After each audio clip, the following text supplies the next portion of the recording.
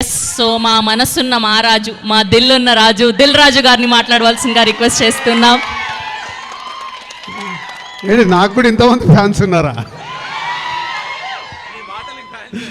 కాదు, వాళ్ళు ఆల్రెడీ మాట్లాడుతుంటే సోప్ వేయకండి డైరెక్టర్ అనేసారు. వాళ్ళు రెడీగా ఉంటారు వేయటానికి. సో ఎనీహౌ,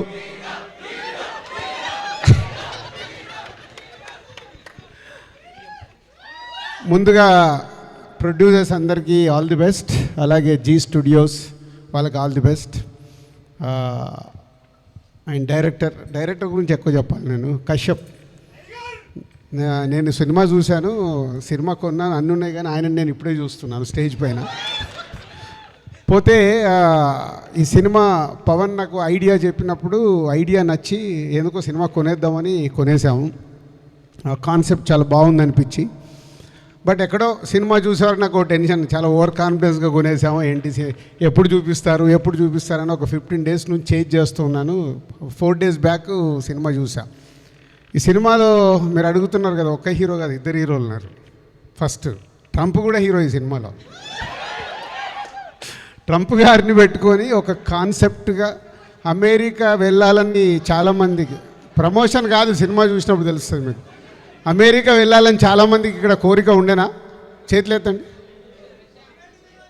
పర్లేదు, 5-6 అని ఎత్తారు. సో వాళ్ళు మంచి కాన్సెప్ట్ తీసుకొని ఈ స్క్రిప్ట్ రాసుకోవడం జరిగింది. ట్రంప్ గారిని కూడా పెట్టి, మా హీరో, ఇంకొక హీరో ఇందాక చెప్పాడు కదా డైరెక్టర్, అక్కడ ఆ షూటింగ్లో బిజీగా ఉన్నాడు డైరెక్షన్ చేస్తూ. ఈ సినిమాలో యాక్ట్ చేసి వీళ్ళని వదిలేశాడు. ఎనీహౌ, అంటే ఒక కాన్సెప్ట్ ఫిలిం. ఇందాక జేడీ మాట్లాడుతుంటే నాకు గుర్తుకొచ్చింది, వీళ్ళు ఎప్పుడో ఒక 35 years బ్యాక్ మనీ అని ఒక సినిమా చేశారు. అప్పుడు ఇట్స్ అ బిగ్ హిట్. చిన్న కాన్సెప్ట్ ఫిలిము. త్రోట్గా సినిమా అంతా ఫన్ ఉంటుంది. తర్వాత ఆఫ్టర్ లాంగ్ టైం జాతిరత్నాలు వచ్చింది. జాతిరత్నాలు కూడా ఒక చిన్న ఐడియా పెట్టుకొని థియేటర్ని ఎంటర్టైన్ చేశారు. మీకు ఇప్పుడు ట్రైలర్ చూశారు కదా, ఏమర్థమైంది ట్రైలర్లో? కామెడీ. కరెక్ట్, ఎవరో కరెక్ట్ చెప్పారు, కామెడీ. అంటే మీరు సినిమా చూస్తే ఎంత నవ్వియాలి అనే దాంట్లోనే కశ్యప్ చాలా డీసెంట్గా స్క్రిప్ట్ డిజైన్ చేసుకొని సినిమా అంతా ఎంటర్టైన్ చేస్తూ ఉన్నాడు. నేను నవ్వుతూ ఉన్నా సినిమా చూసినప్పుడు. పోతే ఈ 2 హీరోలు కాకుండా ఇంకొక 5 హీరోల్ని కూడా వీళ్ళు వాడేశారు. ప్రభాస్ని, మహేష్ బాబుని, సిద్ధార్థ్ని, యష్ని, మన అర్జున్ రెడ్డిని.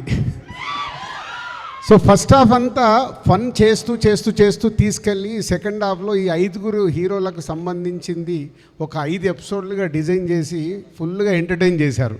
అవి రేపు మీరు థియేటర్లో 5 ఎపిసోడ్లకి ఎంజాయ్ చేస్తే ఇది ఇంకొక జాతిరత్నాలు, ఇది ఇంకొక మనీ. సో అంత త్రూఅవుట్ సినిమా అంతా only fun ride.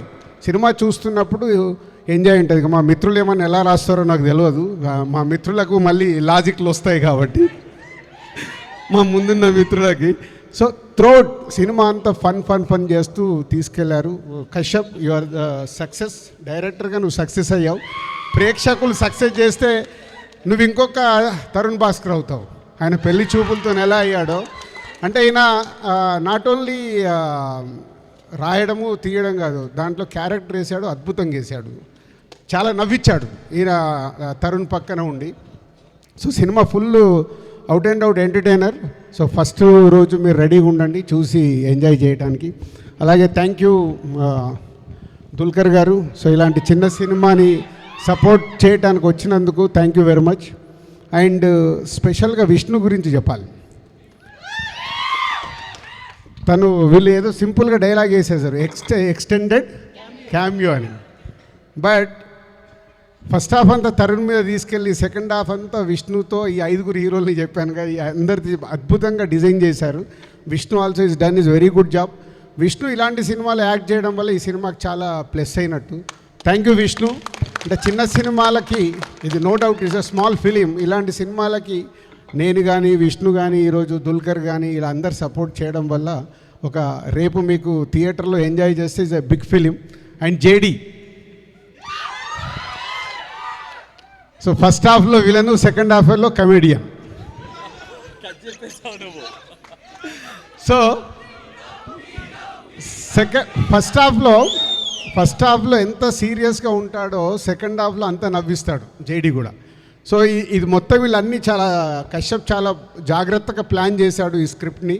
So and beautiful ఇద్దరు హీరోయిన్స్, లవ్ స్టోరీలో ఒక అమ్మాయి హ్యాండ్ ఇస్తే ఈ అమ్మాయితో కంటిన్యూ అవ్వడానికి ఇద్దరు హీరోయిన్లను ఎలా చేశాడు. ఇవన్నీ మీకు నిజ జీవితంలో ఇప్పుడు ఎలా అయితే జరుగుతాయో మన లైఫ్లో అవే మనకు వీళ్ళు స్క్రీన్ మీదకి తీసుకొచ్చారు. All the best team. So అందరిలాగే నేను కూడా ఎగ్జైటింగ్ ఉన్నా. మే 1 రోజు థియేటర్లో ప్రేక్షకులతో పాటు సినిమా చూసి వెనక సీట్లో కూర్చొని చూస్తాను. నేను అనుకున్నాను నవ్వుతున్నారో లేదో చూడాలి కదా. Thank you very much. Dil Raju garu, అందరినీ అడుగుతున్నాము, సో మీరు గాయపడ్డ సందర్భం ఏంటి అని? సినిమా ఫ్లాప్ అయితే గాయపడతాం, పైసలు పెడతాం కాబట్టి. సినిమా హిట్ అయితే హ్యాపీ. ఓకే, ఎక్కువ ఏ సినిమా చాలాసార్లు గాయపడుతూ ఉంటాం అట్లా. ఎక్కువ ఏ సినిమాకి గాయపడ్డారు? మా మిత్రులు రెడీ ఉన్నారు, మా ఫ్రెండ్స్ అందరూ ఫ్రంట్ రోలో ఉన్నారు. పొరపాటున ఒక హీరో గురించి చెప్తే ఇక వేసుకుంటారు మళ్ళీ నేను అవకాశం ఇవ్వను. థ్యాంక్ యూ రాజు గారు, థ్యాంక్ యూ సో మచ్.